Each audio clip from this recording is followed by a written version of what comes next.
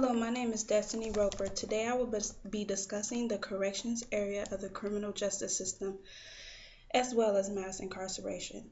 Did you know that there are almost 15,000 children behind bars whose most serious offense wasn't anything that most people would even consider a crime? Almost 12,000 children are behind bars for technical violations of the requirements of their probation or parole, rather than for a new specific offense. And more than 3,000 children are behind bars for status offenses, for just running away. We should not have to tolerate our government locking up so many people, treating racial and ethnic minorities unfairly. We also shouldn't have the government looking at the prison system as a corporation. They're looking at these individuals as dollar signs.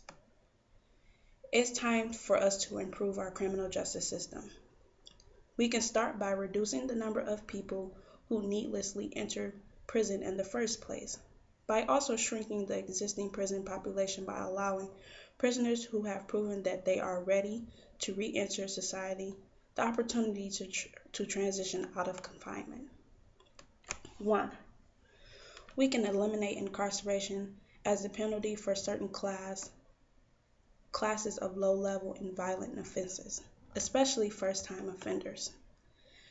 They should have the opportunity to at least do community service, instead of being sentenced 1 to 3 years in prison. By doing community service for 1 to 3 consecutive years and 500 hours per year, plus 2 to 5 years of parole depending on their crime of being convicted, this will give them the opportunity to actually be the value to the community, instead of being in jail, wasting taxpayers' dollars. If they violate or don't fulfill their obligations, however, then they should be sent to boot camp, where they will receive additional help and as well as build their character. 2. Strengthen cost-effective alternatives to incarceration and drug treatment programs. Halfway houses should be utilized more to help rehabilitation for young convicted as well as those who isn't a threat in society. This can also be beneficial for prisoners who have been convicted and already served more than 30 years behind bars. This stipulation would be based of individuals who are aged 60 and above that have already spent a vast majority of their adulthood being locked up in the prison. Most prisoners who have been in prison for 40 years sometimes are just too old to pose a real threat in society and just need to be able to spend time with the last few remaining relatives that they do have. However, I just want to end with a personal story of my own. A few class sessions ago, we discussed the topic of mass incarceration.